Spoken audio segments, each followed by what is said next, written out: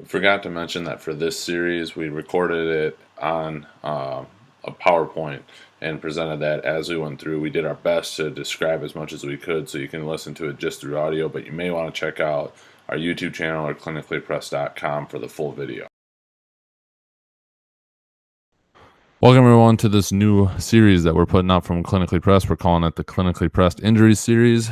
With all the start of fall sports getting going and that obviously transitioning into the winter, we wanted to do a series of the most common injuries that we see and that we deal with on a daily basis, ranging from football, soccer, cross country, volleyball, tennis, you name it, whatever's been going. A lot of these injuries are going to apply. We'll give some specific examples as we get into a little bit more detail with each injury. We're doing 10 injuries over 10 weeks.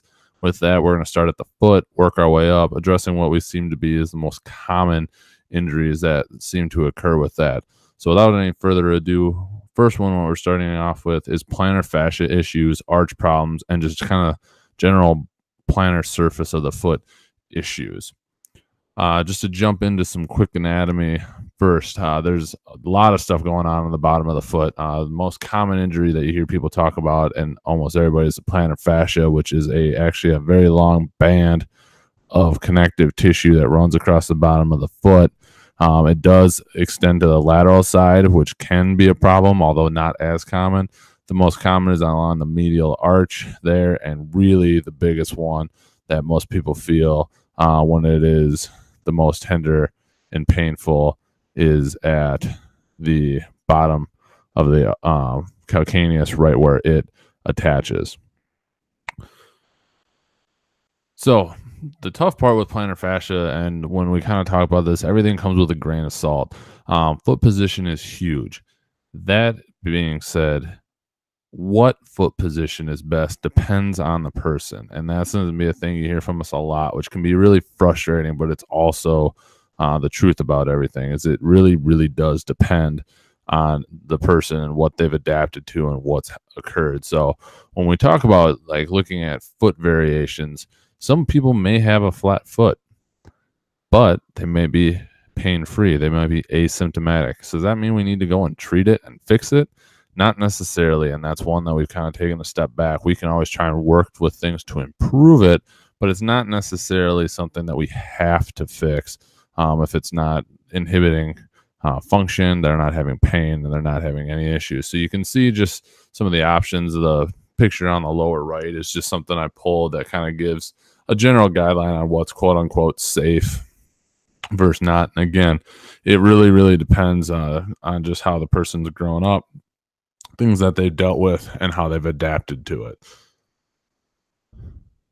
One thing that can be really tough is if you do have other foot abnormalities, hammer toes, things like that, that can really cause issue. And now we get into talking about a bunch of different problems. If the navicular, which is marked with a little dot in the upper one, has dropped, that can be an issue that you have to deal with, which is more of a long-term and more of something you're going to have to adapt, which is hard to just do with specific treatment. But kind of moving forward, we're going to really focus on the plantar fasciitis or plantar fascia issues.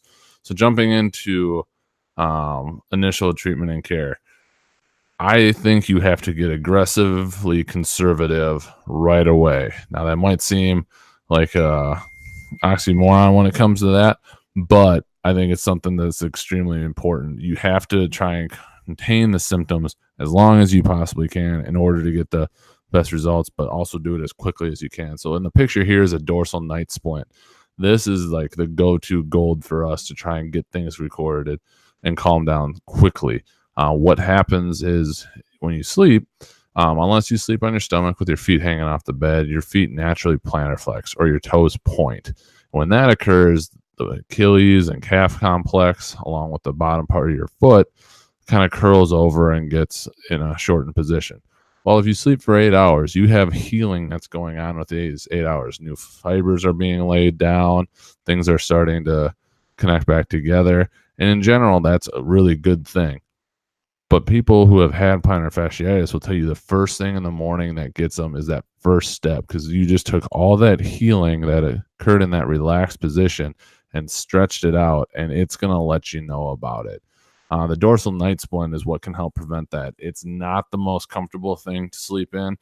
This is one of the bulkier options. There are some ones that go on the front of your leg that can make a big difference and help out. But man, can it make a difference in the morning? And it's immediately going to start reducing our symptoms of pain, which is exactly what we're going for. That moves us into the day to day.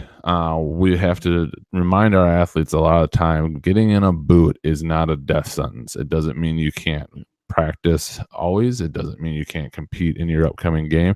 What it is a treatment for the other hours of the day that you're on your feet. If you have pain walking around, something's not right. Something's going wrong. And with that, you want to get into something that's going to allow it to stabilize, allow you to move, but not cause you any pain. And that's where a walking boot comes in. Other options that you can look at, like the one to the left there, is doing some sort of plantar fascia taping. This is from one in the picture is from our friends at Mueller Sports Medicine. It's their PF tape, specifically designed for supporting the plantar fascia. Great for a 24-hour day hold. Not nearly as bulky as a boot. Not as supportive, but something that you could use as a transition and going from the boot back to just without any tape at all. And it's something we'll talk about a little bit more as we get into the taping and bracing for this. Initial care and treatment. This is going to depend on what your access is. For us, working in the collegiate setting, we're going to do everything we can, again, to calm down this injury. And that's going to include using E-stim potentially to get everything to calm down, to try and break the pain kind of spasm cycle as much as we can, control the pain mechanism by utilizing the stim to get things to relax and calm down. We utilize a lot of combo therapy, which is a combination of stim and ultrasound, and we can get into the argument if ultrasound does a whole lot, or even the stim for that matter. But being able to use an active head of the ultrasound to be our electrode and control where we're applying that stimulation seems to be really beneficial, and so that's one that we've had some good success with. One that we haven't used lately but have had some great success in the past is using lasers. This one is a class 4 laser from Light Force. Man, if I could get my hands on one of these, life would be good. But what a game changer it can be. Really high success rate, basically utilizing the laser beam to help stimulate the body internally to jumpstart healing processes, to help heat the tissue, to help bring more blood flow to it. And man, it was a good one when we had the ability to use it, and something we're actively pursuing and trying to get to again. Other options, soft tissue work is always an option. This is one you got to be careful with, whether you're getting it done to you or you're doing it to yourself using any kind of ball or foam roller or even a frozen water bottle or something like that. If your body's not ready for it, be careful with soft tissue. It's probably just going to aggravate it and make it worse. We learned this lesson the hard way a few times, but if it's sore and it's tender to the touch, digging in there is probably not going to help that and make it better. With that, you can try and work tissues around it. So if you're very point tender right at where that plantar fascia attaches to your calcaneus, you can work the forefoot and the midfoot as long as it's not causing you pain at the area that is really aggravated and mad at you.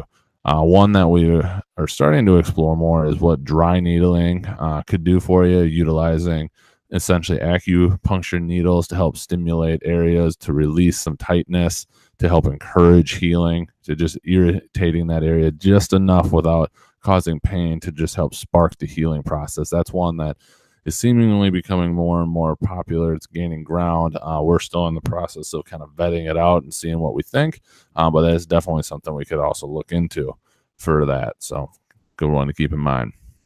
Taping and bracing, like we said, there's a bunch of options here on a daily basis. Like we said, that PF tape from Mueller Sports Medicine on the left. We wouldn't recommend that for anything other than just your daily activity. Works really well for being in high-heeled shoes for women, or something that you can't have the bulk in. So that would be something to look into. But that's also a good transition to potentially going to something to more of a kinesiology tape. A little bit more versatile in terms of motion and function. You could wear it for an athletic event, and be comfortable, but not quite as much rigid support. It's kind of a great transition, a good feedback to it. So something to take a look into. Depending on how active you are, you may need to do a rigid taping job. And this is an example of a teardrop. There's a couple other examples you could look into and check out our taping resource on clinicallypressed.com for that. We'll link it up as well in the description. But this could really be helpful.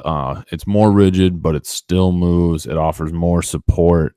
It's going to be more comfortable than the PF tape, but way more supportive than the kinesiology tape. So it might really be something worth taking a look at to apply, or have someone apply to you as you're trying to go out and play soccer or volleyball or football. Long distance running might be a little uncomfortable with this, but you'll just have to experiment to try that out. The other option for it, we can get into a full-on discussion here, and we'll actually have another video coming out soon on this topic, is how much, again, do you train your arch to get back, or do you basically take that active control out of it with the muscles and put in an insert or an orthotic that will mechanically hold your arch up and give it that support. Where we've fallen on it is if we can do that to reduce symptoms to get someone back quicker and more efficiently, yes, let's go for it. Do we want to stop training their body to naturally be able to do that and be able to support that structure? Well, if they don't have a fully collapsed arch where the bones have collapsed as well, as we were kind of talking about earlier, then yes, we're going to rehab and try and teach that, which we're going to talk about here in a second, to try and get those muscles to be able to take over that control and hopefully maybe potentially pull them out of an orthotic or an insert. And that's where our other conversation will come in another video, is kind of looking at shoe type and what is best for you and what makes the most sense. So stay tuned for that. Rehab, we got to get the muscles of the feet firing again. That's one problem that we run into in our world of shoes. We're always in shoes, so then our feet basically don't have to work. The Japanese refer to their toes as fingers because they spend more time barefoot. Their shoes allow them to utilize their toes in terms of gripping when they're walking and things like that. Ours don't necessarily do that. Technology is kind of taken over. And so this is as simple as just doing a short foot exercise and basically working on contracting the bottom of the foot, getting those muscles to fire again. They're easy to look up, and we highly recommend those. Moving on from there, working on balance and really trying to displace your weight through your foot properly. We'll do a lot of single leg balance with people, and it's easy to kind of shift to the inside or the outside of your foot and place all your weight there. But if you really try and spread the weight out across your foot, we like going on the base of the first, so the ball of your foot, thinking the outside base of your head of your fifth, and then at the bottom of the calcaneus. If you get those three spots and you have your weight distributed evenly between those, that can really be beneficial in terms of getting all the muscles to work properly to keep you standing upright. Talking a little bit different rehab, looking up and down the chain. We'll dive into that with this. Making sure we're focusing not just on the foot. Calf raises, single leg calf raises, strengthening up that posterior musculature is going to be really important. But also not forgetting about the hips. So much control comes from the hips that you can help yourself quite a bit by just having strong hips. Because if you were to stand and just kind of squeeze your glutes, you could feel everything rotate out. You could feel how that would change with just standing there, and you're going to feel your femur rotate. You're going to feel your knee kind of rotate all the way down to your tibia, which in theory should translate all the way down to your foot.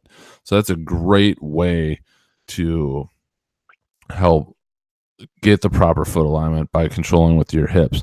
Another great way to help build up your foot and work on some of this explosiveness is utilizing this rehab technique here, where you're kind of going up on a calf raise using a little momentum, but we're adding a rotational component to it. So The muscles along the inside of your shin have to work. The bottom of your foot has to work.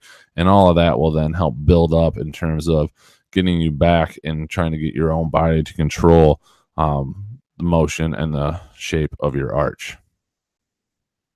And this is just another example of kind of kinetic chain and how it works. If you've got your hips are weak and your knees dive in, if they were barefoot, you can see how the tibia goes in, but that's also probably going to drop the arch of their foot, which is going to cause a lot of problems. So really working on your hips and abduction, glute bridges, proper squat form, things like that are really going to make a difference and help rotate you out, like as in picture C there, to getting everything back into alignment where it needs to be, hopefully without the blocks under your heels like they have in the picture.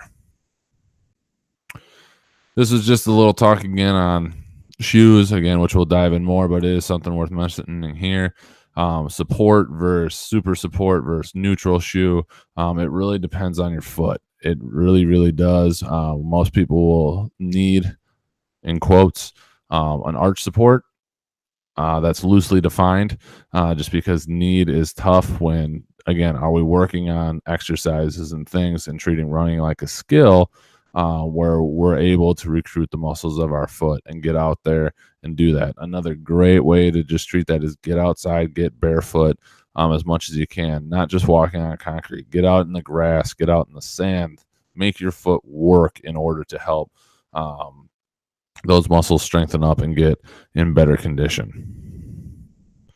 So kind of bringing it all together, summarizing it all up, you got to attack this thing early and often. The longer you wait, the almost seems the worse off it gets almost every time. So getting in something that's going to minimize your pain immediately, get it controlled, start trying to get the muscles built up again, try and look for areas of tightness, not only in the foot, but also throughout the calf. Because if that's cranking on your heel too much, that can aid in pulling on that plantar fascia more than we need it to. And then you got to be patient with it. It takes a little bit of time. If you're aggressive early in treating it without causing more pain, you've got a really good chance of getting it calmed down and getting back sooner than later. But it is going to take a little bit of time to calm down. And you have to be patient with that. So with that, that is our presentation on plantar fascia. If you have questions on it, feel free to comment. Shoot us an email, info@clinicallypressed.com. We've got more coming as we work our way up the body. We got 9 more weeks of this. So with that, we hope we made the complicated simple with this talk. And again, feel free to ask any questions that you might have. Thanks, everyone.